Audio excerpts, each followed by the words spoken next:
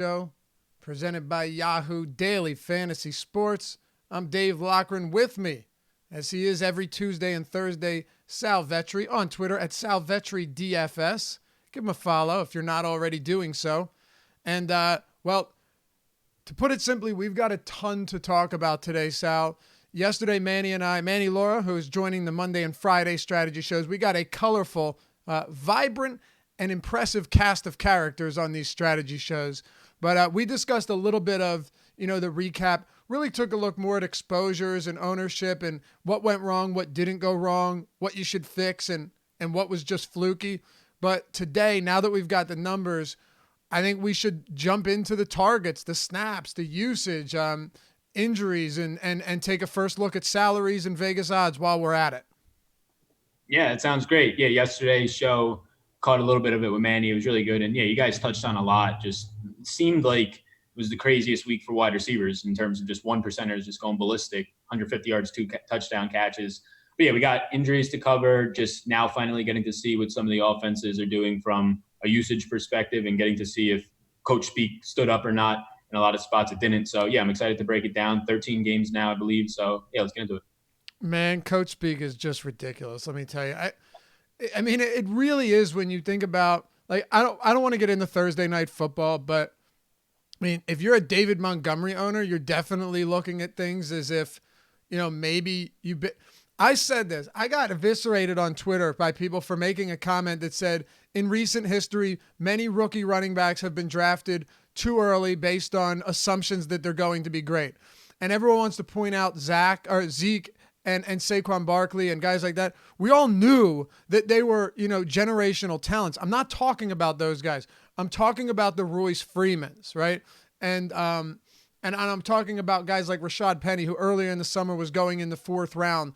A lot of these guys. Now, I'm not saying it happens again this season, but because running back is one of those positions where when it works, when you're getting that work, your usage is so high and you're guaranteed touches once you're actually integrated into that offense as the number one guy. So, of course, rookie running backs do pan out more than, say, wide receivers, but they're also drafted generally way higher than rookie receivers, which is what I was getting at. So I understand the counter argument, but man, there are a lot of rookie running backs again this year that we were very excited about. David Montgomery, Miles Sanders, who had a touchdown called back, but we saw Darren Sproles featured in that offense a lot, which is concerning. Josh Jacobs looked great yesterday because they were playing with the lead, but I loved what I saw. The list goes on. I think you understand what I'm saying here. What do you take away from the rookie running backs in week one? Yeah, I think you have to be worried about David Montgomery to an extent. And I also think like the overall usage for Tariq Cohen in that specific situation was clearly as like a slot wide receiver. Yeah. A lot of that, I think, or at least some of it's going to come from Anthony Miller only played 20% of the snaps. He was limited. I think they're going to use Tariq more in the slot, but he's still going to get backfield touches, which is even more worrisome from just the overall usage Davis was getting ahead of Montgomery. The one thing I would point out is that I did like what I saw from Devin Singletary yesterday. Again, very limited on the ground touches, but I mean, he did everything he could with them. 71% of the snaps yesterday as a rookie. So that's still fluky though, because they ran the game out and they trusted Frank Gore, as they should, more than the rookie to kind of run the game out. So yeah, rookie running backs. You said Jacobs looked good last night. He did. It's just a matter of how often are they going to be up 14-0, and he's in the ideal game script. So yeah, this year there's no Saquon, there's no Zeke in terms of those guys that in a first round of a fantasy draft and a first round of a real draft getting drafted high. It kind of correlates, I think, a little bit that you can feel comfortable with. Another guy reminds me of a couple of years back, CJ Spiller was getting all the hype. Oh, my God, yeah. And he just fell off the face of the earth real quick. You were lucky if you caught a couple touches out of him in games. So, yeah, I think Montgomery was the one with Jacobs that you felt really good in. If you have Jacobs, you feel good now. It's just a matter of can that offense stay ahead for him. And then, yeah, David Montgomery, I personally have in many of leagues, and it's worrisome for sure. Yeah, it is. Now, look, that's only one game. Yeah. But you can't say that the game script wasn't at least semi-conducive there. No team was ever ahead by more than one possession. So, I mean, look, it is what it is at this point. And if you drafted Montgomery in the fourth round, which his ADP rose to towards closer to the season, then you've got him. And that's one of those instances where Coach Speak really, really took away from, or really, really added a lot of fuel to that fire. Let's go ahead and talk about some of the injuries here. There was also some hype around a guy like Matt Breida, right? And we saw Raheem Mostert actually get a good amount of backfield touches, of carries, even after Tevin Coleman went out. What do you make of this San Francisco backfield now that we know Tevin Coleman's got that sprained ankle? Yeah, it's just a mess. Like Breida is going to be the guy I would expect to get the majority of the touches. Overall in the game, it was 44% Breida, Mostert 29%, but that's factored in with some work for Coleman. And now there's talk that Jeff Wilson can be promoted from practice squad, which he had success in some games Yeah, he last did. year. Yeah, he had success. So it's just a mess. Breida would be the guy I would trust in the passing game the most, the guy I would trust out of all of them. But it's just going to be cut into it. If there's a two-headed or three-headed monster, we've seen Mostert, anytime he's been healthy and getting the touches, he usually produces. And he did that this past week as well on a couple of passes, or a couple of touches. So overall, it's just a mess. Like early on, I would have said Breida all day long, but they kept Mostert from the preseason for a reason. And just like this, week one comes, now he's already going to be viable. So actually, based on price for DraftKings, I like Mostert more for GPP play, but neither of them are really standing out. Just they're not going to have enough opportunity. Definitely not for cash. Let me go back to Devin Singletary for a second. Here's another, I think, really important player to touch on. And one of the big reasons for this is he's facing the New York Giants this week, whose defense, I mean, when you talk about a defense being gashed, that's one thing. But when you're talking about wide receivers running down the seam and there isn't a DB within 30 yards of them, talking about that Randall Cobb touchdown, this defense was heinous. Now, we'll get to Miami. We'll talk about some putrid showings, but the New York Giants defense was really, really bad. So the Bills get them in a game that I think will, because neither team is wildly impressive, a game that I think will stay relatively competitive. Right now, the line on this one is, I just lost. Here you go. Buffalo 2.5-point favorites on the road. Devin Singletary was impressive in terms of breaking off some chunk plays, 20-yard rush, a 23-yard rush, a 12-yard rush, a 15-yard rush. Why is that important? Because Sal, he had 4 carries and they went for 20, 23, 12, and 15. On one hand, you say he only had 4 carries. On the other hand, you say, if this is the case and he is going to impress that much in week 1 against the semi-respectable Jets front 7, Sean McDermott has to give him more work. And I think we will see that. But what do you make of his workload? 6 targets, 5 receptions, and 4 carries for 70 yards.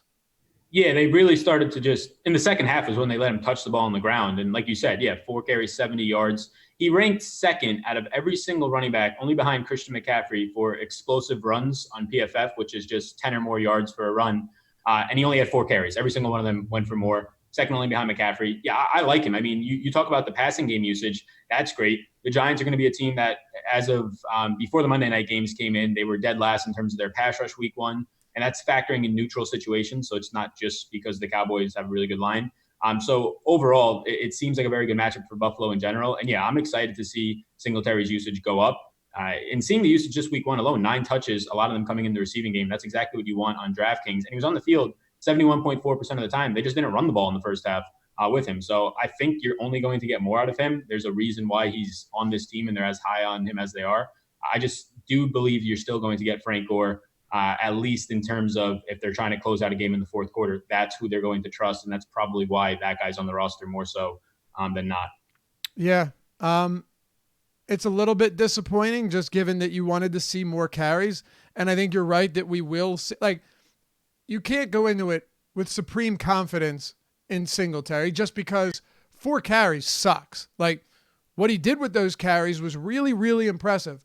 But the fact that he only got 4 of them sucks. Now, the big point, and you just mentioned it, Devin Singletary saw 70% of the snaps, 48 of 69 total offensive snaps. Gore saw 19, and DeMarco saw 33. Now, DeMarco's a fullback, right? Yeah, I'm pretty sure, yep. Yeah, I thought so. Yeldon saw 2 snaps for 3%.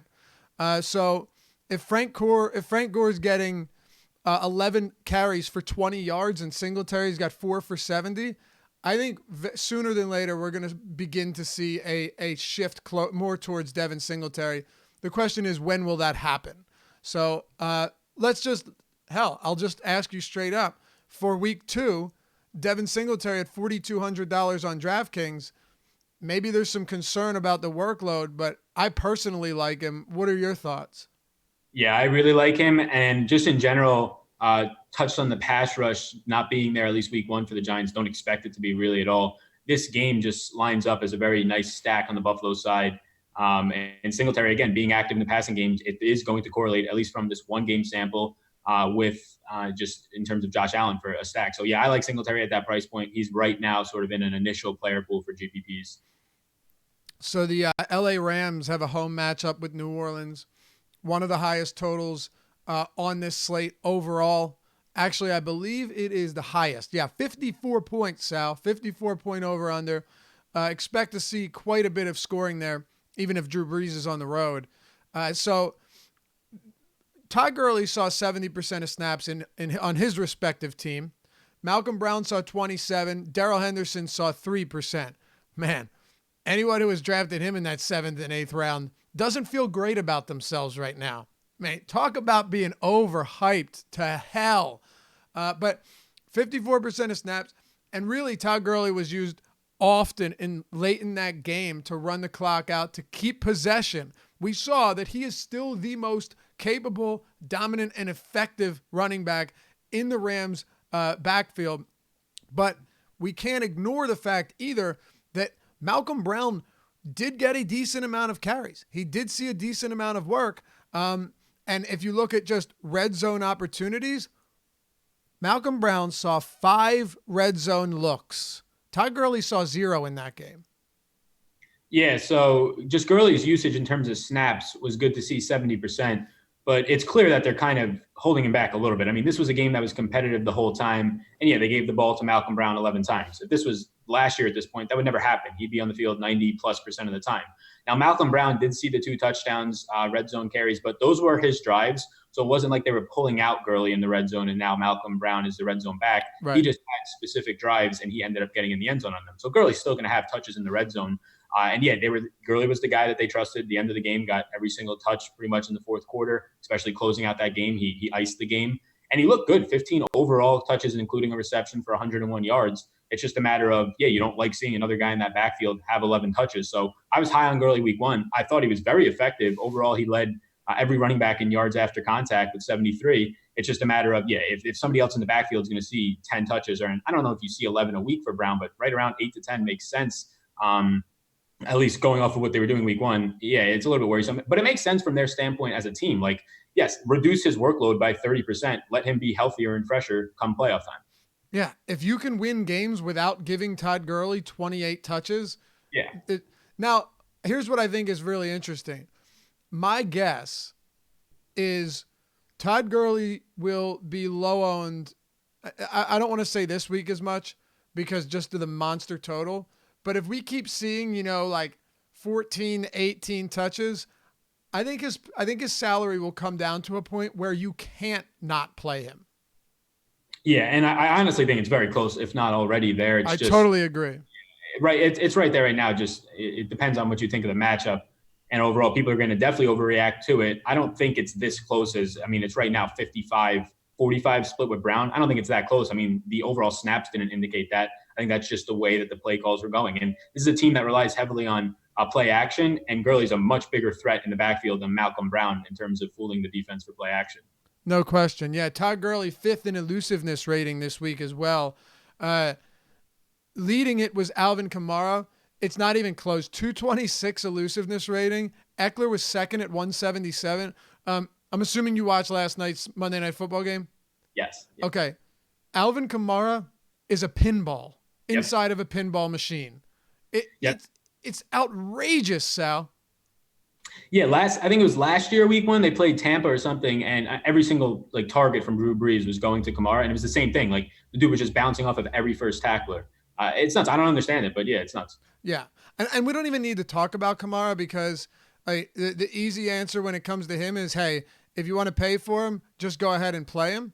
And hell, even 8,200 on DraftKings, I I don't want to jump all over the place, but I think, everyone's with us. You can handle it. We got some smart viewers. If I get off course a little bit, Alvin Kamara on DraftKings is $8,200. Elliott's 87 against Washington, which, by the way, their defense is not that bad. They just, Deshaun Jackson's just really fast, and Alshon Jeffrey's got really good hands, and Carson Wentz is good. Yeah, I'm a homer, but it's the truth. And then Barkley's 92.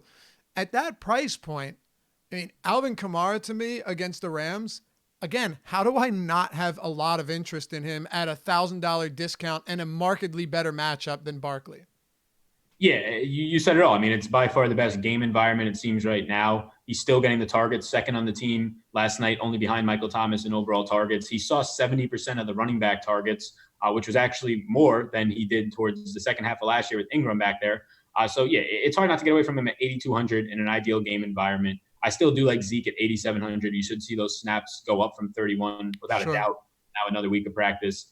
And yeah, Barkley, if anything, is like the GPP pivot who should be lower owned and probably come in lower owned than really he should be. But it's hard to get away from Kamara. I mean, the upside as a wide receiver 1 and running back 1, still going for like 90 plus on the ground last night. It's hard to ignore. So let's talk about the Chargers backfield, recapping everything from week 1 and, our take, specifically yours, Sal, on some of these backfields. Austin Ekeler was second in elusiveness and 4th in yards after contact per attempt. You mentioned that Gurley was first, Mark Ingram second, but that's because Miami's trying to lose, and Alvin Kamara third. But a really, really impressive showing from from Austin Ekeler. And I think when we look at how this all breaks down, he and Justin Jackson both saw 3 opportunities in the red zone. As far as snap counts go, 75% to Ekeler, 25% to Justin Jackson. And then targets, as we know, a very good pass catcher, 7 for Ekeler and 3 for Jackson. So Jackson was used, I won't say sparingly.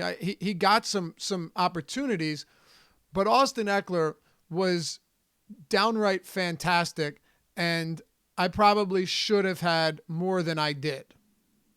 Yeah, I should have had more than I did. And it comes into what your assumptions are going into it. I didn't think he would eclipse 65% of the snaps. Neither did I. Yeah, and he goes for 75. And a big piece of that was he was playing fantastic, literally from the get-go. Right.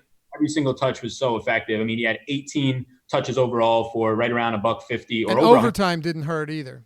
Yeah, that's another piece of it, having extended time. So, yeah, he had double the amount of carries. He had 6 overall catches on 7 targets, like you said, compared to Jackson's 1 catch for 3. So, I mean, it seems like I don't know how he can't keep this same role moving forward with how effective he played. And, I mean, the biggest loser out of all this is Melvin Gordon. It has to be Melvin Gordon. I mean, the guy wasn't even on the tier of, in my opinion, Zeke and Bell for trying to get a holdout for how much he meant to your team. And, yeah, now when this guy goes out there and just single-handedly might win your team the game, it's pretty tough. He had 60% of the backfield carries, 30% went to Jackson, 10% Derek Watt, fullback, had 2 touches. But, yeah, Ekeler is still too cheap. I don't know. A lot of these running backs that were already cheap, you talk about Ekeler, Carson, none of their price points come up after having really good games and really good usage. So, yeah, my assumptions for week 1, 65% were wrong. If you told me 75%, there's a lot more interest there what that price point was. And he played fantastic. Totally agree. And by the way, by the end of this season, I'm going to get you pronouncing his name right. I promise. Ekeler? It's Ekeler, right? Yeah. I know. I don't know what it is. In my head, every single time I see it, I think Ekeler, and then I say like Ekeler. Yeah. I don't know where the rest comes from. I think. Where are you from? Are you? I'm from Staten Island, like New York. Okay. I doubt it has anything to do with it, but who knows? I think I probably heard it from somebody on ESPN once. I was like, that sounds right. Keep that. Watch you end up being right on this one. I don't know. But, yeah, I think that would be more Hispanic, Austin Ekeler. So check this out, man. He has 50% of his touchdowns from last year already, which is pretty amazing. And 60% of his touchdowns from 2017. I don't think any of us are projecting him to average 3 touchdowns a game. Hell, even 1 touchdown a game is impossible. Well, not impossible, very difficult to average as a running back. But I think you're right in that if he sees anywhere from, 12 targets in an overtime game that was competitive throughout, 12 carries doesn't get me super excited. But when you factor in 7 targets and the fact that he's clearly going to see a lot of work out of the backfield as a pass catcher, if you're getting anywhere from say 16 to 20 total looks per game, that's pretty solid. Yeah, it is. And like in terms of trying to like baseline it and ground it, because he played fantastic in week 1. I mean, you're scoring like every 6 touches or whatever it was for him. It's great. But when it comes to GPPs, the price point's still good. But Detroit, it wants to play slower. They just played the Cardinals, who played at the fastest pace last week. They want to play slower. They want to run more than they actually did last week. So I think that's a concern overall. And then, yeah, you touched on the 12 carries overall. You're looking for a guy to get you like 18 touches on the ground to feel comfortable about. But we saw what he could do when he has the touches. I mean, 3 touchdowns on 18 touches is phenomenal. All right, let's talk about some of these young receivers. Not all of them rookies, but let's see what's real and what's not, what we can expect going forward, and do our best to kind of forecast what's take a look in the Vetri and Laffy crystal ball and see what we can come up with, starting with Marquise Brown. His first 2 receptions in the NFL were touchdowns. Pretty remarkable. But no wide receiver. As a matter of fact, no offensive skill player, no tight end, no wide receiver, or no running back saw fewer total snaps than Marquise Brown, Sal. He saw 14 of 77 snaps, 18%. That was less than Miles Boykin at 23, Chris Moore at 42, Willie Snead at 65, and Seth Roberts at 68. Yeah, I mean, he did what they drafted him to do, but overall, you said 18% of the snaps. Overall, that game, Lamar Jackson was phenomenal. Threw a touchdown every 4 pass attempts. It's super efficient. Yeah, it's just crazy that he's going to be overreacted to, Brown, Jackson. I like both players in general, but yeah, I'm not buying it for week 2. Price points are coming up. Yeah, it's just overall opportunity. And when you're telling me 18% of the snaps, that's usually what like wide receiver 4s and 5s get on teams. He just happens to be a burner. But also, yeah, keep in mind that literally half the defense, doesn't want to be on this team. I don't think there's much motivation in Miami that is right. Marquise Brown was just coasting by them with not a guy anywhere near. A lot of that's because he's fast. I imagine some of that's because in the back of their heads, they were like, what are we doing out here? Oh, yeah, no question. Also pretty remarkable that Jackson threw 6 passing touchdowns last year and 5 in week 1. Yeah. What do you expect for Jackson going forward? I mean, people listening right now, people watching today's show, they saw what happened in week 1. We all saw what happened in week 1. You just mentioned it is the Miami Dolphins. Like, if I had to guess, I would say that Lamar Jackson has improved as a passer, but I would also say it's like massively curtail your expectations going forward when the matchups aren't nearly as pristine. Yeah, I mean, I've been all over Lamar Jackson for season long. It seems like a lot of like the Sharp fantasy community has been for season long drafts, whatever it might be, 17 to 20. Absolutely. Extremely efficient. Like I said, touchdown on 1 out of every 4 passes in week 1. But yeah, don't get it going crazy now. He's the second most expensive quarterback for week 2. Another really good matchup, but they're huge favorites. You don't usually play quarterbacks, at least in DFS, when they're 14, 15-point favorites because it just doesn't correlate with proper fantasy points. The game's not going to be close. So for week 2, I don't have interest. And even if the game was going to be a closer spread, I think it's way too much hype. Like we said, through 20 times, more times than not, you're going to get 1 to 2 touchdown passes out of those attempts. You got 5. So extremely efficient all around. The matchup goes into that. And I think it was just a game that's going to be an outlier overall. Yep, no doubt about it. I think it's the one thing that we should certainly be paying close attention to isn't as much what to take away from Baltimore after this, but what do we take away from Miami after this? And that's what I want to talk about before we get into Vegas and some of the salaries here, because I think it's important. It's only 1 week, Sal. I get it. It's only 1 week. But 1 week can be enlightening, and it's more, put it this way, it's more telling than no weeks. It's more telling than the conversation we would have had on September 7th. And I think looking at a few of these teams, the New York Giants were utterly lost defensively. The Washington Redskins, on the other hand, had an injury to one of their best defensive players, still a good defense, but couldn't keep up with Deshaun Jackson, and he torched them. So what I'm saying is how do we draw the difference between what we saw from teams that may have allowed a lot of points that are still good defense and teams that were just terrible? So talk to me about the Jaguars defense. Got carved up by Patrick Mahomes, best quarterback in the league. New York Giants. Who else do we have that gave up a lot? No, Washington gave up a lot of points. As you see where I'm going with this, and Miami, of course. Yeah, I think there's going to be so many overreactions from week 1 to week 2. NFL season is such a small sample overall that these teams that are terrible week 1 and 2, they could actually be top half of the league defenses by week 9 or 10. So, I mean, in nature of not trying to overreact, I think that out of all those teams, the one that probably has the best bet moving forward is Washington, like you said. They actually have talent in their secondary, talent up front as well. Got an injury, defensive tackle last night or yesterday. So overall, I think Washington should be fine. They ran into a very good offense with weapons, like you were stating. I think Miami is the one to be concerned about, and the Giants. The Giants have lost like all of their talent. They got no pass rush on Dak. And again, that was factoring in neutral situations. So although you have a good line there with the Cowboys, still no pass rush. Kellen Moore's offense looked good as well, but there's no talent in the Giants secondary, which sets up nicely for Josh Allen in week 2 in the Bills. And then overall Miami, yeah, usually I wouldn't overreact this big, but when half the team wants to quit, or what was it, like 8 guys want to quit after week 1? Allegedly. Yeah, allegedly. So you don't ever see news like that coming out. And there's somebody who they actually do have some talent in their secondary, but I think it's important not to try and overreact. Miami would be the one spot that it just seems like there's no even incentive for them to want to win starting. I mean, Fitzpatrick over Rosen to start the season as well.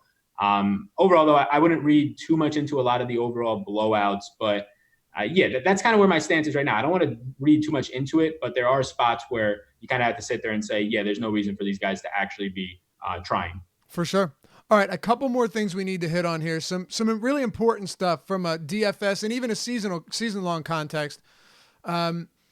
Looking at John Ross, really impressive game. I mean, this guy had 210 combined yards for his career in 16 games before last week. He dropped 158 and 2 touchdowns, his first 2 career touchdowns as well.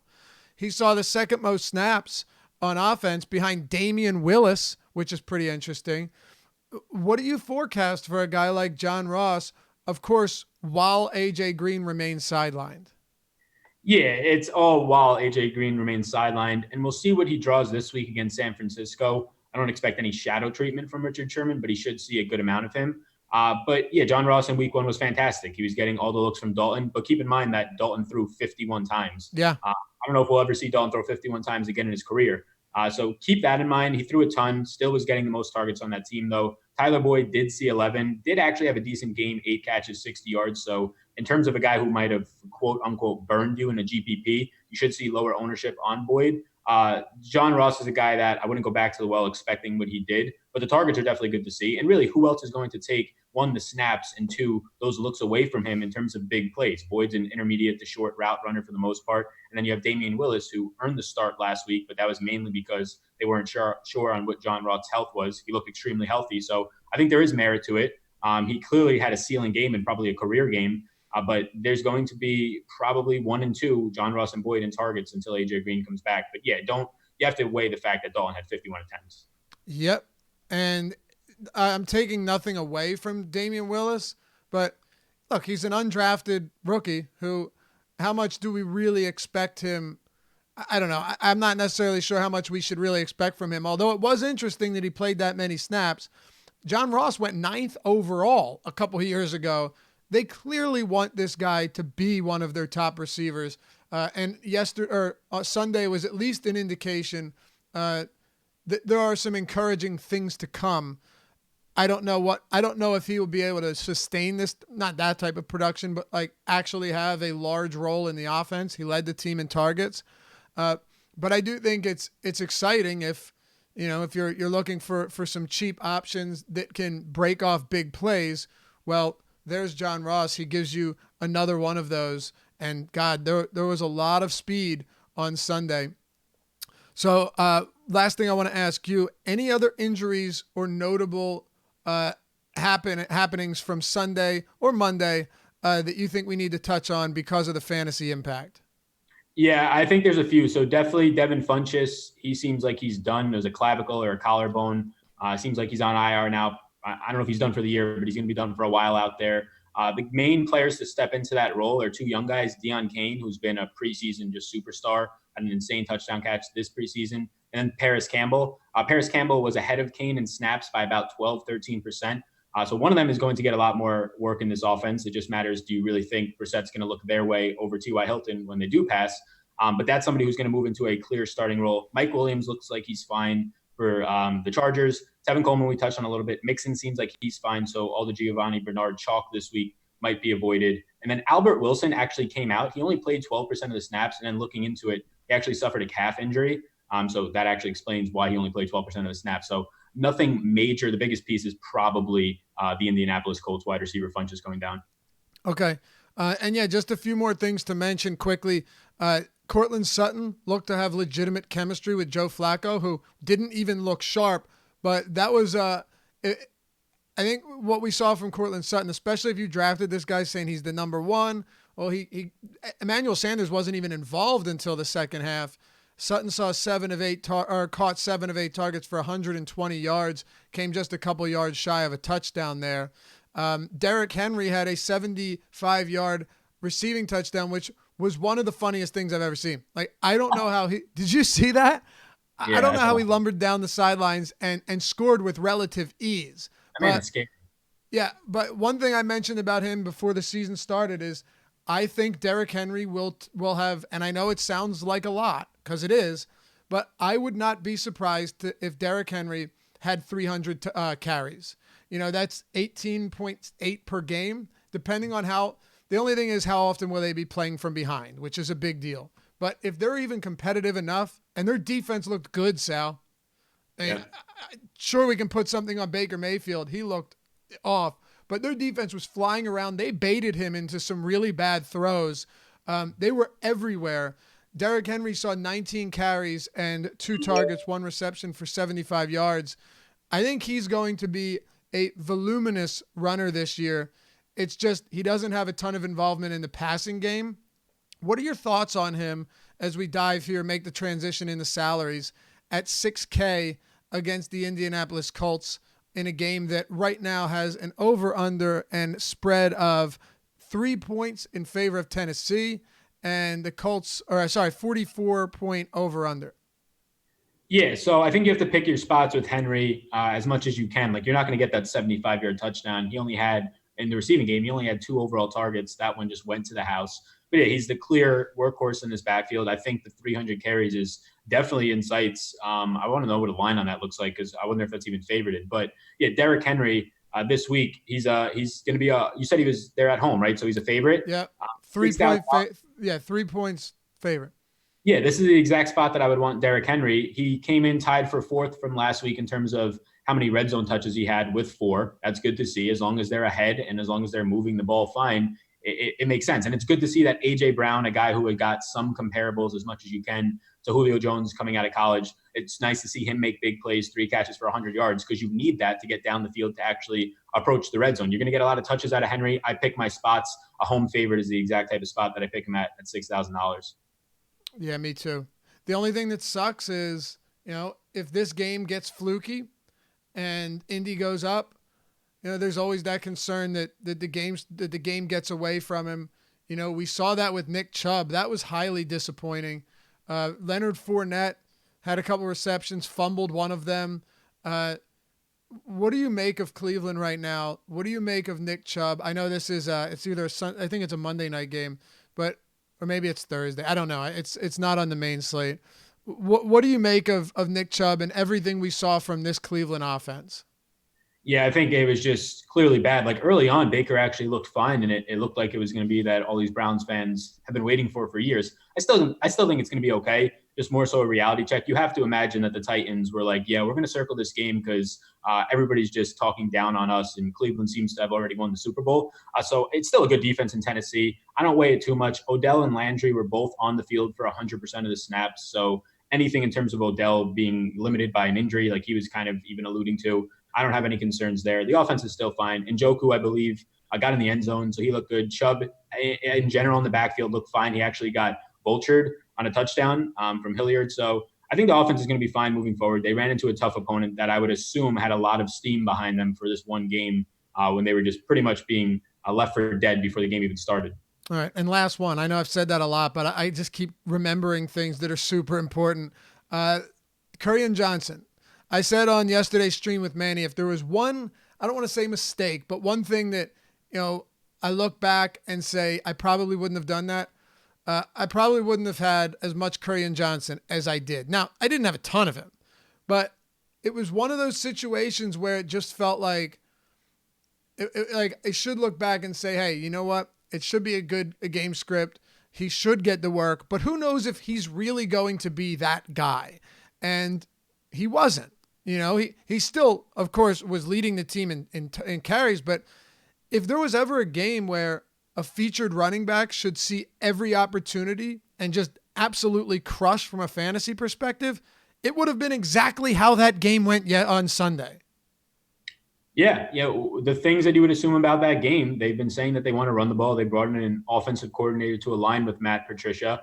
They played down in pace. People assumed, at least I did, that the game would be a little bit slower paced, but everything else got thrown out the window. They played up to the Cardinals' pace, and they let Matthew Stafford get loose for over 300 yards, 3 touchdowns. So it's concerning. Again, I don't really want to overreact too much. The biggest piece that's concerning, though, is Anderson saw 11 carries to Kerryon 16. Right. So it's not like they just abandoned the run and you had 16 carries for Kerryon, 3 for CJ Anderson. No, there was a legitimate 60-40, 55-45 split going on there. So that's definitely concerning and something to keep an eye on moving forward. The fact that they said he'd be used more in the receiving game, 2 catches on 2 targets for 13 yards, that doesn't seem like he was being used more, like you saw from Chris Carson. So, yeah, it's concerning there. He would probably be somebody who I didn't get as much of week 1 compared to all the other value backs, but he's somebody that in GPPs this week, I can't see him being that highly owned. But is there actually merit in the fact that Anderson saw 11 carries? That's what we have to look at. I do want to see what the touches looked like in overtime. This is one game that I didn't look at the backfield touches in overtime. I looked at the targets, but not the backfield touches. So I can tell you right now, okay. While I pull it up, excuse me, I will point out that I wonder how much of this was Arizona's defensive front and their run defense, and how much of this was the offensive line for Detroit. We know that the run game starts and ends with the offensive line, no matter the talent. I mean, both Kerryon Johnson and CJ Anderson, with the 27 combined carries, were highly underwhelming on the ground. I mean, it was really bad. They could break nothing. They were, gaining, a couple yards at a time. There was really, I'll tell you, okay, here, put it this way. How many 10+ yard gains do you think Kerryon had in this one? In this game? Yeah. At most 1. Yeah, 0. Yeah. He had 2 that went for 9, but 1, 4, 1, 1, 4, -1, -2, 5, 0, 3, 6, 3, 3, 4. And that's horrible, man. That's horrible. And it looks like he had 3 carries in overtime. Okay. That's even worse. Yeah. Look, I don't know, but the inability to get more than 3 yards at a time it's concerning. I guess we'll move on. All right, let's take a look at some salaries here. Sal, before we do, I did want to let you know that Yahoo Daily Fantasy Sports sponsors this wonderful NFL strategy show Monday through Saturday. And I'm here to tell you that you can get $30 in Yahoo Sports rewards points simply by signing up through us at awesemo.com. Or go to awesemo.com. It's very simple. Follow along. Click that MLB tab. And right on the landing page, the front page for MLB, you'll see Spotlight Hitters. The link is right in there. Free article at the top. Can't miss it. Sign up. Use the sign-up code AWESEMO and do it through that link. You get up to $30 in Yahoo Sports rewards points upon depositing. You can use them as money on the site to win, play, and ultimately withdraw anything that you've won from your $30 in Yahoo Sports rewards points. They've got the $1 Million Baller. It's 150 entries this week. Everything else is 10, but it's 150 entries. And they've got some really great NFL contests coming up for week 2. And of course, MLB contests are running as well. So sign up through us at Awesemo, get your $30 in Yahoo Sports rewards points, and start playing today. All right. So let's take a look at some salaries. Quarterback position. My exposures were pretty spread out last week. Kirk Cousins definitely didn't help me. Neither did Jameis Winston.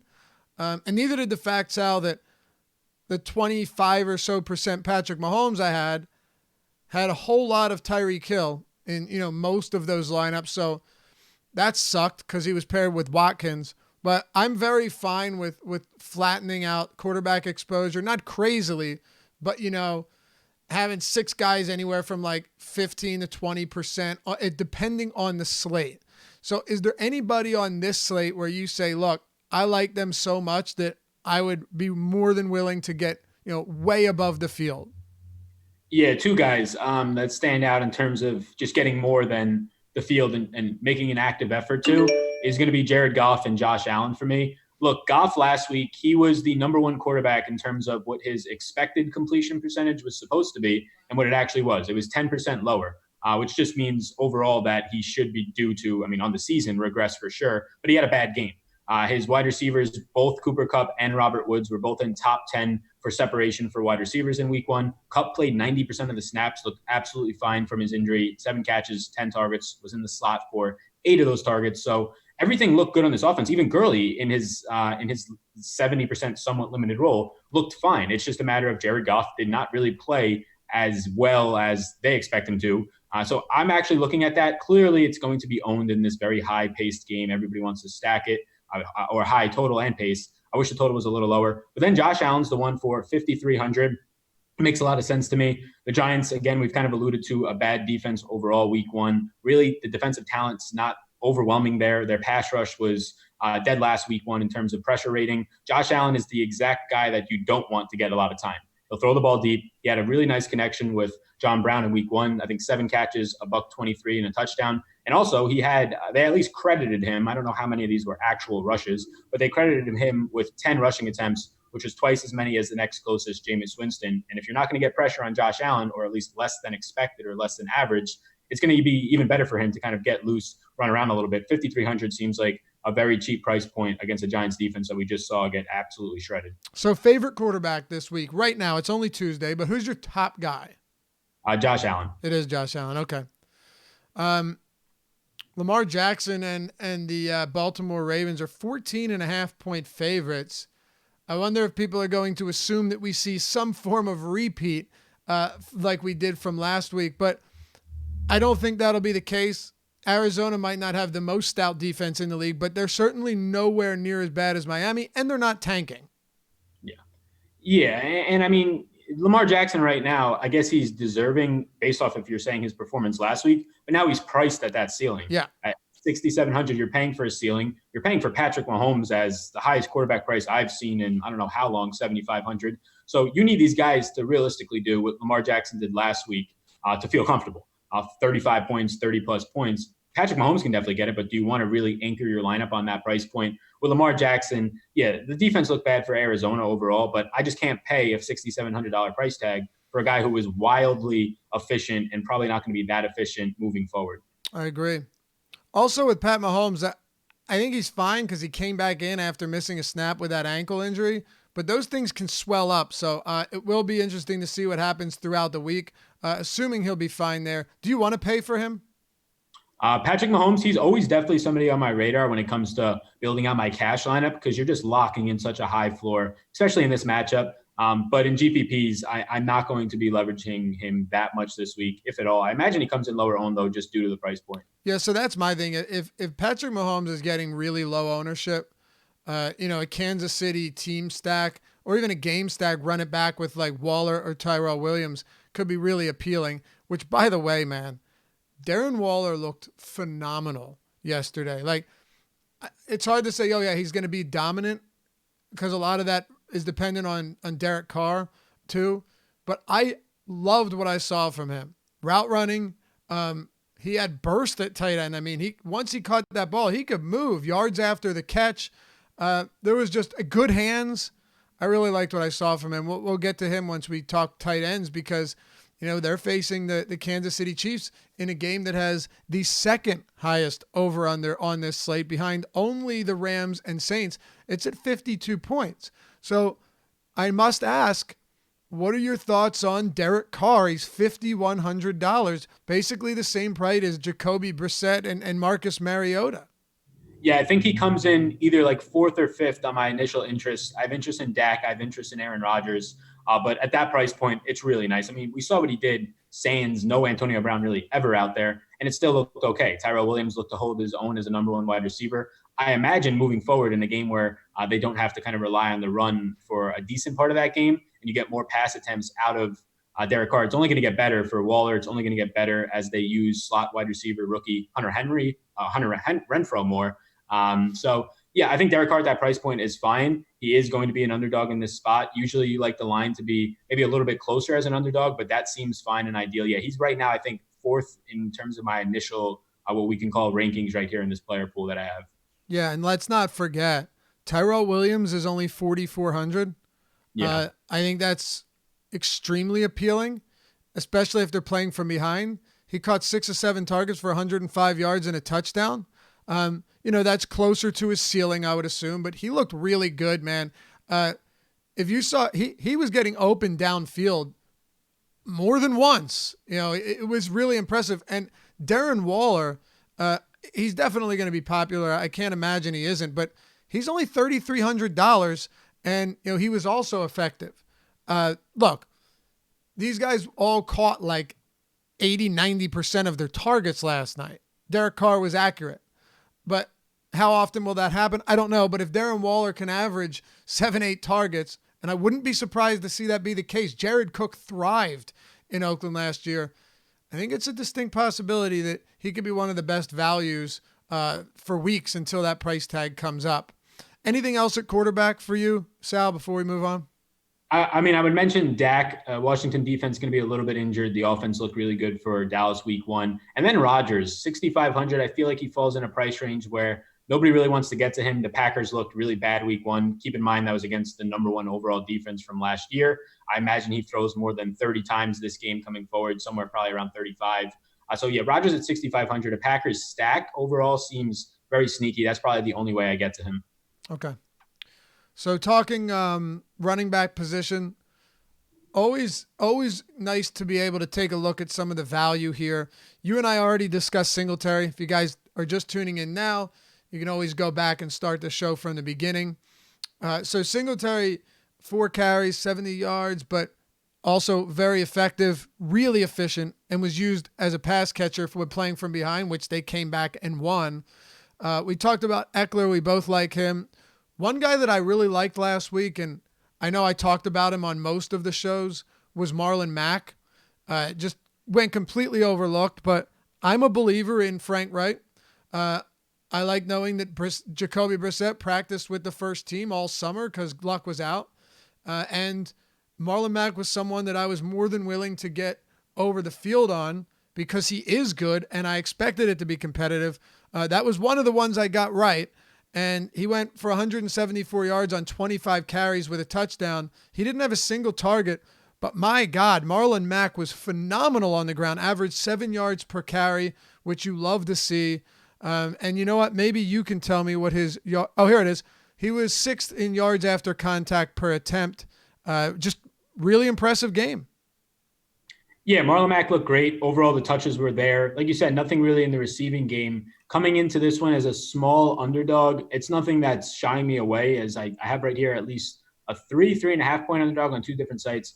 I'm pulling up his game log from last week. But yeah, overall, somebody dropped into my mentions and said that like anytime they give this guy 18 plus touches, he's never had under 20 fantasy points. Wow. I don't know how much value there was to that. I tried to look into it at least for last year, and it held up. But yeah, 25 for 174 and a touchdown, 86% of the running back carries compared to Hines just getting 4.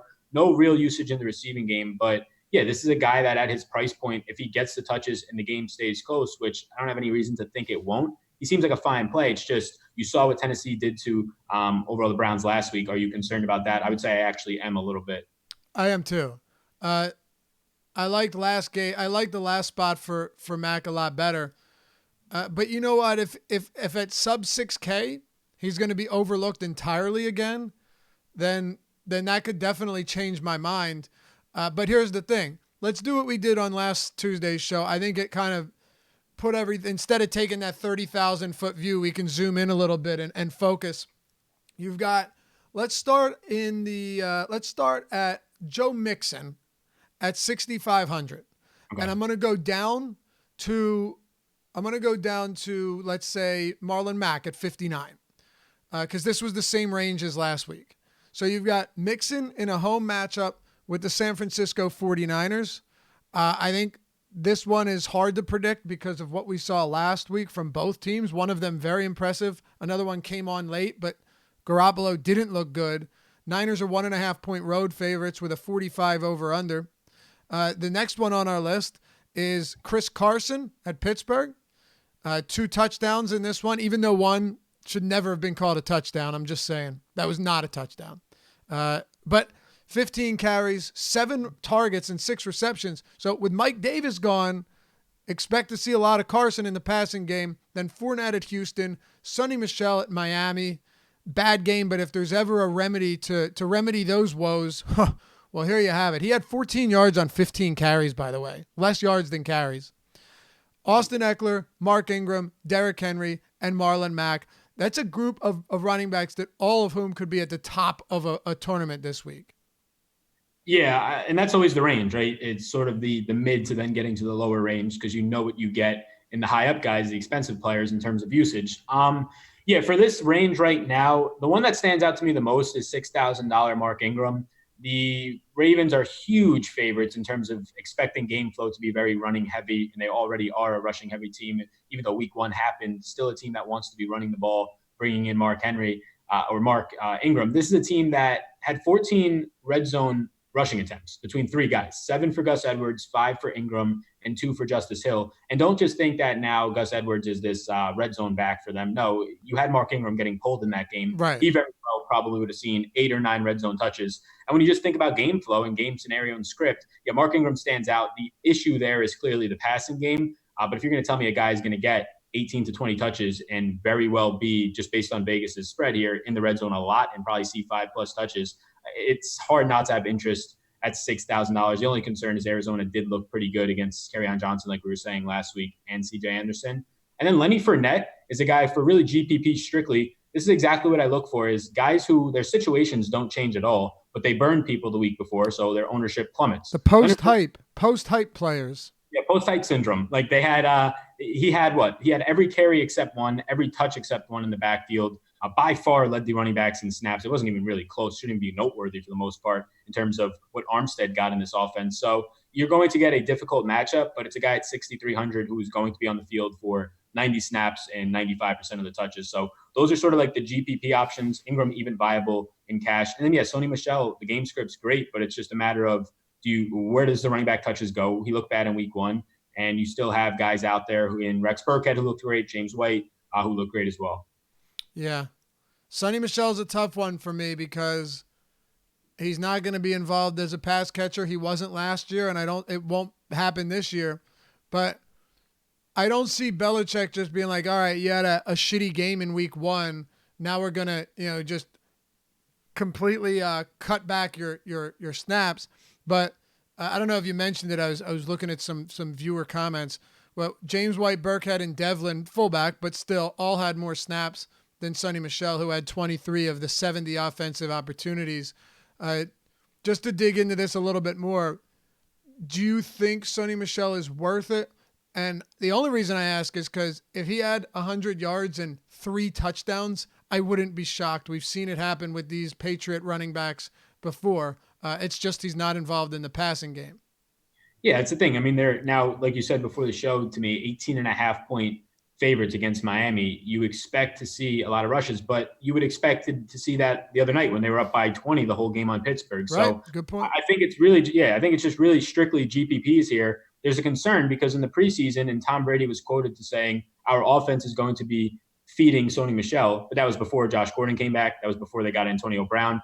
So I'm probably staying away, but he's a GPP noteworthy as the guy, they're home, right? A home, huge favorite running back.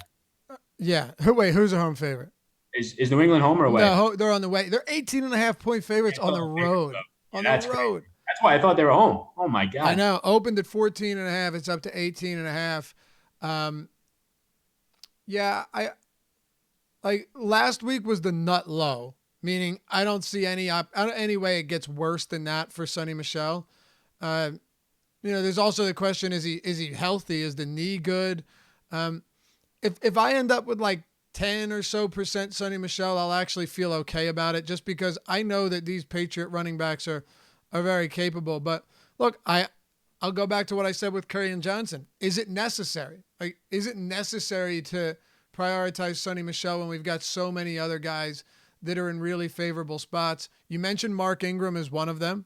He might be the only non-pass catching running back in the league that I would pair with his quarterback, or at least allow for it to happen and not exclude him. So, yeah, do this for me. Just rank your top 3 in that range. So in the Joe Mixon to the Marlon Mack range, Yep, right? Yep. Right now, I'd probably be going Mark Ingram, number 1, number 2, Austin Eckler, and then number 3 is so close, but I'm going to give it to Chris Carson, but Lenny Fournette is very close for GPPs. I like Lenny Fournette. Okay. I really like Mixon if his ankle's okay. Last week was a tough one. He got banged up. At home against San Francisco in a game that should be very competitive, I have interest. And I'm trying not to worry too much about ownership here. Certain guys are going to be chalk, and some weeks more than others where you just have to play them. But Sal, I do feel like this is one of those spots where if certain guys just get way more love than others, and those other low-owned guys are in good spots, I'm willing to make somewhat of a bit of a shift and get a little over on them. Joe Mixon could be one of them. Like if he comes in at sub 5% against San Francisco, I could definitely see myself getting to a decent amount. Yeah, I completely agree with that. He's going to rise for me as well, as long as whatever this injury that he's dealing with is definitely 100% away. I guess we'll see what practice reports coming out today. All right. Yeah, 7 carries for 21 yards, 2 receptions, 42 yards for Gio Bernard. Any good value here outside of the names we've already highlighted? And down below in price range? Yeah, like we talked Singletary, those type of guys. Yeah, I think that Tariq Cohen is extremely interesting. You see him at 4,500. A lot of people, while the week goes on, I think will remember that he played on Thursday, but overall he was used as a pass catcher. Now, the concerns are that Anthony Miller, who they've been very high on, was dealing with an injury, only played about 22% of the snaps. He'll be utilized more, which will push him and Taylor Gabriel into the slot more, and that might take Tariq Cohen out of the slot, but they game plan to use him as a slot wide receiver. So I imagine that continues. And if you tell me that Tariq Cohen is going to be very much so, or at least 90%, 80% in the slot as a wide receiver for this offense, 4,500 is ridiculously too cheap for his skill set. Right. It really is. I don't really know if there's anyone else. It's kind of tough. Like Matt Breida's an interesting one, but he's kind of in that no man's land, right? He's not as cheap as Singletary, or he's not, as cheap as Singletary. And then if you're going to pay that much, why not just get up to like Mack or Eckler or even Mixon? But he did see 15 carries. He was highly underwhelming with them. Didn't haul in his only target. Matt Breida, you mentioned him a little bit. You alluded to him earlier in the show. But do you think that despite only racking up like 25 yards last week, do you think it was at least encouraging to know that he saw 15 carries and now Tevin Coleman isn't going to play? What do you think? Yeah, I think that that's encouraging. I honestly think I have more interest, though, in Mostert for only 3,800, because I kind of picture this as Mostert's more than capable. He's done everything he could in preseason and last year before getting injured with his touches in regulation games. But he's a guy who I expect, if they don't activate Jeff Wilson from the practice squad, to see like 40% of the work here. So it's the exact same situation with Coleman and Breida last week. I'll just take the lower priced guy there. I don't want either of these guys in cash, so it's a GPP only thing. But keep an eye on Jeff Wilson. If he gets activated, I'm sure he sees like 4 or 5 touches in this offense, which just, even though that sounds like a little bit in terms of the overall touches, it's going to kill the value of these other running backs in the backfield. Yeah, no question. If Breida was closer in price to Singletary, he might be one of my highest owned running backs.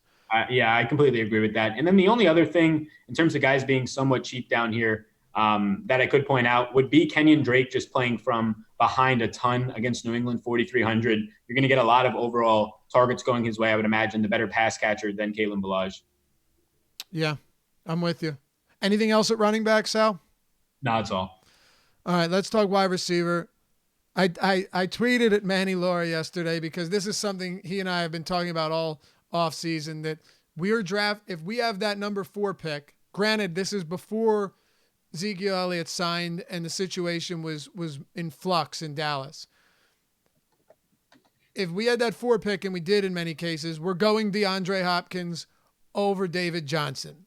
And let's say if there were no worries with Zeke, so it was like Saquon, McCaffrey, Zeke, and Kamara, 1, 2, 3, 4, going DeAndre Hopkins over David Johnson at 5. We did the same thing with AB last year, and it worked out. Look, DeAndre Hopkins, I saw him go as low as like 9th and 8th in drafts this year. It's insane, Sal. Like, why are we drafting David Johnson? Like, I'm not trying to rip on anyone here, but just from a logical point of view, why are we drafting David Johnson, who we're hoping his quarterback in his rookie season, can see over his linemen? We're hoping that Cliff Kingsbury's offense is functional. We're hoping that David Johnson is used the way he needs to be and is effective and can channel that 2016 form again. With DeAndre Hopkins, dude, it's every year, averaging 10 plus targets a game. He is so unbelievably good.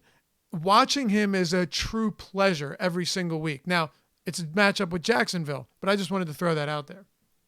I completely agree. And if you watched the game last night, all that happened was Watson keying in on Hopkins. I mean, 43% of the target share last night overall. Another primetime, this guy's like a lock for just having a fantastic game. He just was shows it 43%? Wow. Yeah, he had 13 of the 30 attempts from Watson last night. It's just crazy. Duke Johnson had 5 after that. Nobody else got over 3. And targets. He catches everything that's thrown at him. Yeah, that's what I said yesterday when I was watching the game with my girlfriend. He that one pass that was sort of like underthrown to him that he felt, he had his hands on, but he dropped it. I've never seen him drop a ball like that. I was really surprised when they were doing a replay, like right when the replay started. I'm like, of course he caught this ball. I was surprised he didn't. But generally speaking, he came down with some really tough balls yesterday. 100%. Like that guy, to me, and I've been saying this for like 2 years now, I still think he's the best wide receiver in the league. I do too. If I was building a team, it has to be him. He's done it with bad quarterbacks. Now he actually has a good one. So, I mean, I completely agree with you. In my big season-long league, I was drafting 9th, the worst place to draft in a 12-man league, 8th and 9th. He dropped to 8, and I was just praying he dropped again. Yeah, I was sitting there like, please, because then after that, there's nothing in terms of getting that much upside. Right. Michael Thomas definitely rivaled him. Didn't get into the end zone, but if there's ever a just ridiculously efficient receiver in terms of converting those targets into receptions, he started off this season where he left off last year, 10 receptions on 13 targets, 123 yards. I just wanted to give some quick attention to the receivers from last night's game and kind of transition that into the top of this receiver tier. You've got Hopkins, number 1, 8,100. Michael Thomas priced second at $8K. Devontae Adams against Minnesota. Really a dismal game from him and Aaron Rodgers against a very, very difficult, probably the best defense in the league. 4 for 8 for 36 yards. So, whatever. But it is Minnesota team that held Julio Jones to nothing until garbage time. Then you have Keenan Allen. You have Keenan Allen, who is 8 for 10, 123 yards. What a phenomenal game from him. Came down with a ridiculous contested touchdown in that first half. So I'm just going through the list of names here, Sal. Juju Smith-Schuster, underwhelming, but somewhat salvaged. Defense for, Belichick always takes their top option away. He's very good at that. And that secondary looks reinforced significantly. So 75 and up, what do you make of these guys in their respective matchups? Yeah, I think Michael Thomas stands out as just in that overall game environment, the one that's going to be in a lot of stacks, the one that should be. He's probably my favorite in that range. I definitely want to see what the overall ownership comes in. I mean, wide receiver stacked. The guy that I really like, and I'm trying not to be biased, but Devontae Adams has just been phenomenal against Minnesota. He's been phenomenal against Xavier Rhodes. And again, he's coming in at probably some of the lowest ownership and maybe lowest price point that you'll see on him. He still had 27% of the targets from Aaron Rodgers, who only threw 30 times. And like you said, probably the toughest environment. I mean, if you watch that game, Rodgers had no time to actually get into progressions, and he still threw Adams' way 8 times. So I have interest in Adams at 7,700 as a GPP play, and I really want to see what the ownership comes in at. And then Juju, I have a lot of interest in. 7,500, you mentioned it. Belichick is a guy who will try and take away your number one target. And he did to an extent, but still a good game for Juju. He's dealing with this day-to-day injury. Seems fine. But let's not forget that we just had Andy Dalton just torched the Seattle defense. Like the secondary looked like a concern for sure there. So Juju coming in now at 7,500, I think that's wildly underpriced. So Juju and Adams stand out to me. Juju for both formats, cash or GPP. Adams for GPP. And I mean, I love Keenan Allen. I'm like a Keenan Allen truther for years. Me too. Yeah, Keenan Allen is just phenomenal. Now, again, no Tyrell Williams in the slot, and he took over a lot more slot duties and looked fantastic week one. I wouldn't get away from it against Detroit. So 75, 76, and 7,700. Those three guys are the ones that I'll key in on the most. And, hey, maybe we shouldn't ignore that it's not the Legion of Boom anymore in Seattle, okay?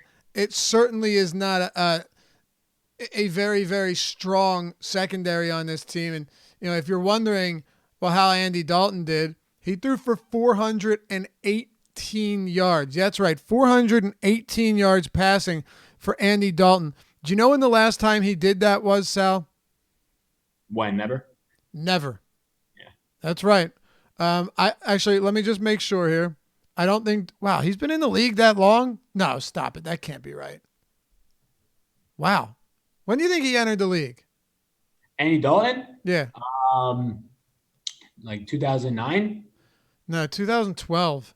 Okay, I guess we had different. I for some reason I thought he was. I don't know. I don't remember him being around that long. Yeah. But, I'm trying to think. Like 2009 was like what, Carson Palmer years. Yeah. Career high though. Career high passing yards for Andy Dalton. Yeah, that's nuts. Yeah, so maybe it's a good spot for Roethlisberger to bounce back. And that was something I meant to ask you at the top of the show. I mean, what a putrid performance from this Pittsburgh Steelers offense. You know, credit to the Patriots defense where they deserve it, but 57% of passes completed for 276 and no touchdowns and an interception for Roethlisberger. Dante Moncrief was as bad as you can look as a wide receiver. I mean, you know, if you wanted to make a case for yourself as the number 2, 3 receptions on 10 targets, and probably 4 of them were drops. So, yeah, 4 drops, yeah. What's up? Yeah, I was going to say 4 drops. Yeah. So I'm with you on Schuster, especially after seeing what Andy Dalton did in Seattle to the Seahawks. I'm all about that. Talk to me about the tier below this. Cooper, Tyreek Hill's going to be out. We're hearing a few weeks, and then we're hearing IR. I don't know, man. It's scary. Sammy Watkins is up to 7,200. Adam Thielen's on a Minnesota team that passed the ball 10 times last game. This tier to me, let's say from 7K to 7,500, I am not enamored with it. Yeah, no, it's tough for me to get there. I don't know what to make of Antonio Brown right now in New England with Gordon and Edelman out there as well. Then you still have the backfield, running backs will catch the ball. Sammy Watkins is the only one that stands out. Again, AJ Green's not going to play, so let's just wipe it off, especially Tyreek. It's a dead zone for me. Watkins, I imagine, comes in as very highly owned, and that's not what I want to do, chase the guy who had a career game. Bill Belichick feels like the type of dude that in this game will give Antonio Brown like 2 targets and see how he responds. Yeah, put him in. You know what I mean? Like, yeah, I'm obviously not trying to predict what he's going to do, but if he did that, it wouldn't shock me even a little bit. Just pepper Gordon and Edelman all day, or just keep it on the ground. There's so many ways that this game could go wrong for New England pass catchers. Yeah, I agree. And it's crazy what this New England wide receiver corps went from a month ago before Gordon got reinstated to right now. It's insane. Yeah. So, well, that game's not on the slate. Let me look over a couple of things here. I know you've got some notes as well. One thing that I mentioned about the Rams last season, because this game is going to be, I would imagine, popular based on the monster total, was that these guys so frequently saw, like, they all 3 of them, because they run so many 3 receiver sets, saw, you know, all like 90+% snaps. That was the case again in week 1 for Robert Woods, Brandon Cooks, and Cooper Kupp. How do you evaluate that going forward? Yeah, I think it's just going to continue to be like that. And right now I like the same exact thing last week. I liked Kupp and Cooks the most because Cooks gives you the tournament upside. And coming into this week right now in that price range, they all look fantastic. I really do like them. They're all just back to back to back in terms of their pricing overall. Where's Kupp's price point? I'm trying to look right now. You have Woods at 64, Cooks at 63, Kupp at 6,000. Yeah, they're all right there. I like Kupp at 6,000. Saw 10 targets, 90%. Shook off any concerns about his injury. Him and Woods were both in top 10 in terms of separation at the wide receiver position, getting open nonstop. If you get Jared Goff playing just a little bit better at quarterback, or at least what he usually plays at, both of those guys probably see much better games. Brandon Cooks was missed on the deep ball as well. So I think they're all going to float right around 20, 25% target share. Like you said, they run a ton of 11 personnel, 3 wide receiver sets. In this game overall, it just stinks that they were not that great overall in terms of everybody else last week. And I really wanted to get high on them this week. I still will be, but everybody else will be following it just because of the total. Yeah, no question. I'm with you there. 13 targets for Robert Woods, man. Yeah. This can change, though. I don't look at one game from Cooks and say, oh, man, only 6 targets. But there are also a lot of other deep threats in this league that have less mouths to feed on their teams. I definitely think, though, we're going to have a lot of game stacks with this one. I don't know how you can't. Yeah, I agree. And I think I still hold to what I liked last week in terms of Cooper Kupp in the slot probably gets PJ Williams. And then I still like Cooks on the outside for GPPs. If you're playing a lot of lineups, you get exposure to all the wide receivers. But I still like Kupp and Cooks probably the most right now. Talk to me about some value receivers that we've got this week and any mid-range guys you want to touch on. Yeah, the last mid-range guy would be Allen Robinson. I mean, fantastic. He looks so dominant, like actually an elite wide receiver in this league. And a very bad game from Mitch Trubisky. Still has 13 targets, over 100 yards. Imagine if it's just an average game. We saw Derek Carr play fine against Denver last night. So Allen Robinson at 6,100. That price range right now for receiver, if you're not paying up, that just Rams and Allen Robinson price range and probably Kenny Golladay and T.Y. Hilton get thrown in there is a very good range overall. In terms of value, a couple things to point out. John Brown, I am high right now on a guy like Josh Allen. So John Brown was his favorite target. I love him. Loved him last week. Love him this week, probably even more. Yep, I was going to say, he was sort of the guy that I was skeptical on last week. Didn't get to any except for one like lineup in a 20 max contest. It did fine. And John Brown now 5,200. How do you get away from it? Like there's going to be not that much pressure on Allen, and he was keyed in on the most targets on this team. So John Brown at 5,200 stands out in the 5K range. I will say that Dede, tough matchup. You're going to have Minshew throwing to him, but Minshew did target Dede the most at 24% once he came into that game. But yeah, John Brown for me at 5,200 just stands out in terms of the 5K range. Yeah, man. I love it. Deep attempts basically balls 20 more or 20 or more yards downfield. Stafford, Kyler Murray, and Fitzpatrick all had 10 or more. Mind you, 2 of them played in an overtime game. But Josh Allen had 6 deep ball attempts. And here's what's interesting. Last year, while he had the highest percentage of deep attempts, his completion percentage was really, really bad. But according to Pro Football Focus, he had a 50% adjusted completion percentage in week 1. Look, it's only one game, but it is encouraging to see that, he can start connecting on some of these. Yeah, definitely. Without a doubt. And then, wide receivers just so stacked this week. On the value end of it, you have Tyrell Williams, like we said, 4,400. You have to consider him strongly in that game. Because you're going to see 7-8 targets at like a floor probably in this game, just in this environment, probably double digits. I think Anthony Miller is extremely sneaky if his health is going to be a lot better than last week. And you get the extra mini buy of rest with 10 days, $4,100 for him. He's going to be back in that Chicago offense. But again, and it comes down to kind of a sneaky stack with Mitch. We saw him winning tournaments last year. But yeah, so much value down here. Terry McLaurin's down here. I believe Deebo Samuel led the 49ers in overall snaps at 3,700. I have interest in. And then we kind of touched on the Indianapolis wide receivers to fill in for Funchess. Paris Campbell, 3,700. Deion Kane is flat man at 3,000. Yeah, man. That's crazy. What were his numbers from last week? So Deion Kane, let me pull him up. I don't think he did much. He was only on the field for like 15% of the snaps, and I'm pulling up their game log. He had 2 catches for 35 yards on his 2 targets, and then you had Campbell in the game as well for about double the snaps. He only had 1 target. Okay. Yeah, and that game was competitive. Jacoby Brissett, how many? I think he attempted what? How many attempts? Yeah, so he had 27 attempts. 27. And 9 of them were to Hilton, so 33% Hilton. By the way, how awesome is T.Y. Hilton? Oh, he's got to be one of the most underrated players in the entire league. Absolutely. Dude, Yeah. last year, I remember he was in early drafts. He was being drafted in the late third, early fourth, and it was really the most undervalued player out there. He's spectacular. And the idea that he can't score touchdowns, well, you saw Sunday. I love T.Y. Now, granted, I knocked him down a lot after Luck went down, but then I started to adjust a couple weeks ago thinking, if anyone can do it, it's Frank, right? And we saw that maybe this offense isn't going to be that bad, Sal, at least good enough. Here's the way I see it. Can the offense be good enough to make guys like Marlon Mack and T.Y. Hilton still very viable high-end players at their position? I think the answer is probably going to be yes. Yeah, week one looked like it. And yeah, Brissett looked fine. He was getting the ball out a lot quicker than what he has done in the past. I imagine if we can see that that's an issue, that the coaches definitely knew it was an issue.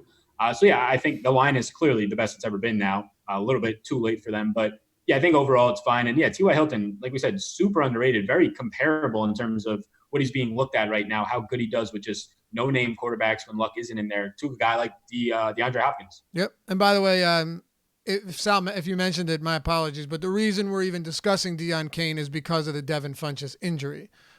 Normally wouldn't be looking at a guy that, played 17% of snaps, but this could certainly change things. So tight end position, Sal, and then we will head out for the day. As always, we appreciate you guys tuning in. And if you like the show, you want to help support us here at Awesome O, give us a thumbs up and like the video. It helps us out a lot. And we love you for all of the support. We're very appreciative. Subscribe, hit that notification bell as well, so you always know when content's going to drop next. Tight end. Oh, God.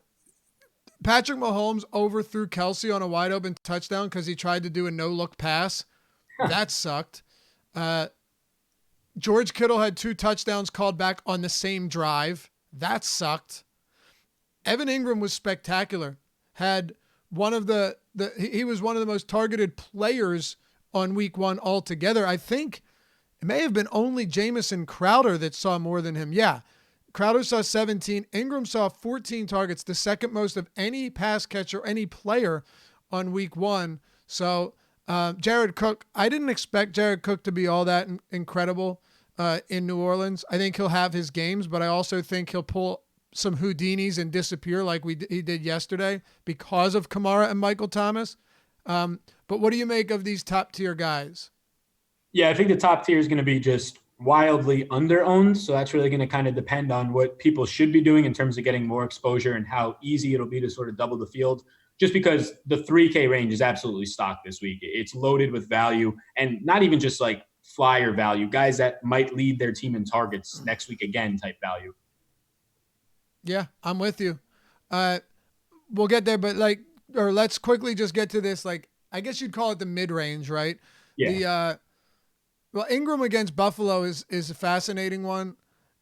He's not too expensive. He's not too cheap. What do you make of this matchup, though, in what appears to be a pretty difficult matchup?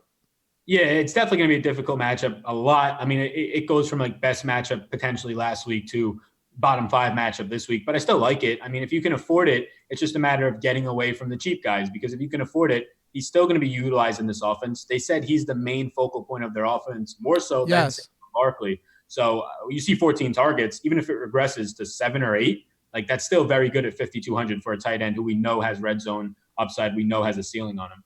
Yeah, 77% of snaps in this one, which is encouraging. Shepard played 99%, all but 1 snap. Yeah, so I'm with you, but I also agree with you that it's going to be some of these value guys. Like Eric Ebron, I'm not getting to him. I think it's good that his salary came down, but playing alongside Doyle, I'm good. Mark Andrews could be interesting. 8 for 8 for 108 and a touchdown. Probably not going to see a repeat performance of that. Just going through a few of these guys. Vance McDonald wasn't involved at all until late in that game. Really underwhelming performance from Vance. Hunter Henry, another guy who I'm a big fan of. 4 for 5, 4 receptions on 5 targets, 60 scoreless yards. So you have all of those guys. Let's hit on them, and then we'll dive into the value guys before we get out of here. Yeah, so I think kind of just hitting on Mark Andrews to start. The guy's just been so efficient. I still don't know if I buy it. Only on the field for 42% of the snaps, I believe. And his touchdown did come with Robert Griffin III. So he's fine at 3,800, but based on the ownership I imagine he gets, I'll stay away from it. The stuff that I find really fascinating, Delanie Walker, Darren Waller, TJ Hawkinson. All three of those guys led their teams in targets. Delanie Walker 6, Waller 8, Hawkinson 7. Yep. And you're getting, or 9 for Hawkinson. 9, yeah. Yeah, you're getting Hawkinson at $3K flat price in a matchup that is actually seems difficult, but the Chargers last year at least were very terrible against defending the tight end position. A lot of that, though, due to injuries at their linebacker position. But Hawkinson at 9 targets at 3K is fine. My favorite is going to be Darren Waller in this matchup. You were talking about it earlier. 8 targets. It's hard to get away from. I imagine he becomes the chalk. But then Delanie Walker in a matchup where last week Hunter Henry, he didn't get a lot of targets and looks, at least relative to Phillip Rivers' attempts, but still had a nice game. I think 6 for 60. And overall, the Colts want to funnel to tight ends and running backs. Delanie Walker came in, was 3rd in fantasy points per snap per PFF, led the team in 6 targets. So Walker, Waller, those sound very similar. Walker, Waller, and TJ Hawkinson are the 3 that stand out to me. I agree. I think Waller is going to be a very tough player to get away from. Yes. It's that simple. And I'm okay with that. Look, we know that Gruden and Carr will utilize the position, and I think they'll utilize it quite frequently. But it wasn't just the fact that he got targets out. It was, if you watched any of this game, again, I hate to use the word dominant, but every time I watched him, it's like he was a mismatch on anyone they put on him. Yeah. So I find it to be a very interesting spot, and there's no question that I'm going to have a lot of Darren Waller. What about Delanie Walker? 2 touchdown performance here. He had 5 for 6, 55 yards, 2 scores. Delanie Walker is someone that I talked about in an article that I write on Awesemo.com called The Pivot, where I'll take, a chalky guy and, talk, a lot of them were still good plays, but give some viable pivots. Delanie Walker was my pivot off of Hunter Henry this week. And I kind of went back and explained Delanie Walker, when healthy over the past several seasons, has been top 5 in targets at the tight end position. He was 2nd 1 year, 3rd 1 year, 5th 1 year, all of this under Marcus Mariota with him at quarterback. And, towards the top in yards and touchdowns. But it's very easy to forget because of last season, but dude, Delanie Walker's been one of the most reliable fantasy tight ends in the game for the past 4 or 5 years. Yeah, he's been fantastic when he's out there, and he has to be Marcus Mariota's just overall favorite target since he's been. Yeah. All right. Anything else here? The only thing I'll mention is Jimmy Graham. The Packers do want to throw more to the tight ends. At least that was the coach speak, and it came true, at least for week 1. 10 out of the 30 Aaron Rodgers pass attempts to tight ends. 6 were to Jimmy Graham, caught the only touchdown in the game. It's tough to get there, but in GPPs, he seems like a decent pivot. All right. Well, that'll do it for us. Hey, Sal, where can everyone find your work outside of all this wonderful strategy show you're doing with me at Awesemo.com? Yeah, so right here, Tuesday, Thursday, and Saturday, 11 a.m. Saturday, we with Chris Randone, Twitter at SalVetcherDFS. And then I do have my own YouTube channel, just DFS, similar stuff, pre-recorded videos for the most part. But yep. All right, good stuff. Hey, Awesemo.com/join. Awesemo.com/join. Get 50% off your first month of Awesemo Plus subscription. Just use that promo code in the bottom left corner, NFL Strategy. Gets you the ownership projections, player projections, the top stack tool we have for NFL now. There's a Fantasy Cruncher add-on, the lineup builder, all of our premium articles that these guys labor over all week long, and a lot of free content. If you're not ready to dive in, check out the free stuff. Adam Pfeiffer is doing a phenomenal matchups article that you need to check out. Super comprehensive. Sit down and take some time to read it, but it's well worth it. That's free. A lot of free content as well. Create a free account. And when you're ready, go to Awesemo.com/join. You can see what every plan has. There's nothing hidden. What you see is what you get, and we've got videos to describe all of it. NFL Strategy is the promo code. We will see you over there sometime soon. For Sal Vetri, myself, Dave Locker, and the two of us will be back with you on Thursday, going game by game, full-out, comprehensive look at the slate. I'll be back with Chris Spags tomorrow on the Strategy Show at 11 a.m. We'll talk to you guys soon, and hit that like button. Hit that like button. Just do it. See you. All right. We'll see you later. See you later.